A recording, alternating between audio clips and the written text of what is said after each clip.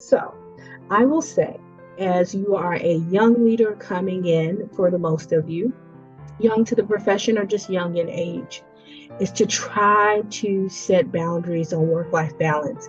I always think about football analogies because that's my favorite sport. And I think about folks like Tom Brady, Deion Sanders, these folks that are in the light right now, Patrick Mahomes, Travis Kelce, all of those individuals have a very regimented lifestyle that requires them to sacrifice a lot to be excellent at what they do. And I'm not going to sugarcoat it. There are things that you will have to sacrifice to work on being excellent. That's just, I don't know another way. If someone else does, please tell me. However, at the same time, you need to have work life balance. Like there needs to be an opportunity where you are putting parameters and barriers in place where work is not your entire life. So I will say, learn from me. I had to learn the hard way on how to do that. And that is, do not put your work email on your phone, not on your personal phone. That's one step.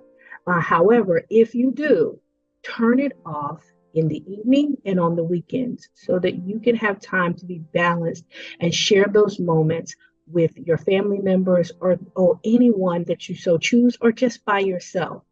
Also, um, make sure that you actually set particular office hours and try to adhere to them as much as possible.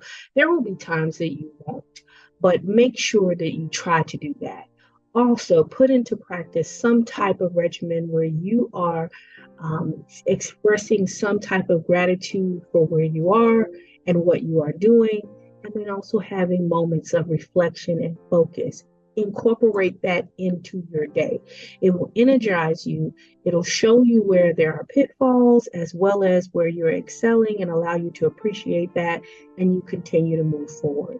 With work life balance, I also want to say that this world is really, really, and especially now, heavily emphasizes being in the on the grind, in the rat race, and all of those different things. I'm going to tell you that while that is accurate and true in some cases, that you should not pursue the grind or you'll burn out. I've been there, I've done that, and had to take a step back. What I will share with you is that with that work life balance that you have, work on the thing that you are doing now, not constantly pursuing something else, but work on what you have right now. What is in your possession and what is your responsibility now? And be excellent at that thing. What I have learned throughout my career, I applied for one job in my educational career, and that job was to be a instructional coach for science. I didn't even get that job, but my former superintendent, Mr. Melvin Smoke, pulled me in, and the leader of HR at that time in Orangeburg was Dr. Charlie Spells, and they both said, if you continue to work the way you do, you didn't get this job because you didn't have enough experience. It's not that you didn't have the knowledge, you didn't have enough experience. And I could understand that. And they said, but if you continue to work the way you are working, you will never apply for another job again. And those words have never been so true. And that is that throughout my career, I've only applied for that one job.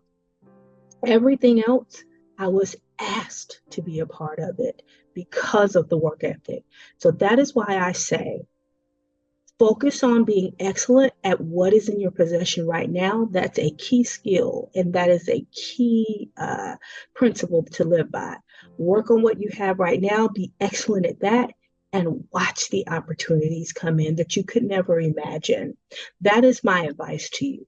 So, two things. One, show up as yourself always, be authentically who you are and own it, and know that you have the confidence to walk in the room. And number two, while I understand that you want to be ambitious, focus on what you are doing now. Be excellent at that one thing, and there will be greater opportunities that will come because of that. Please know that I am excited for you to walk this journey with me. as you come into the field of educational leadership. It is one that changes every day, which is why I love it. But also, it's tied to my passion to ensure that all of the other angels that are like me are never told that they are not enough to fall or walk into the position that is before them. And so that's what gives me life every day. Know what that is for you and pursue it passionately.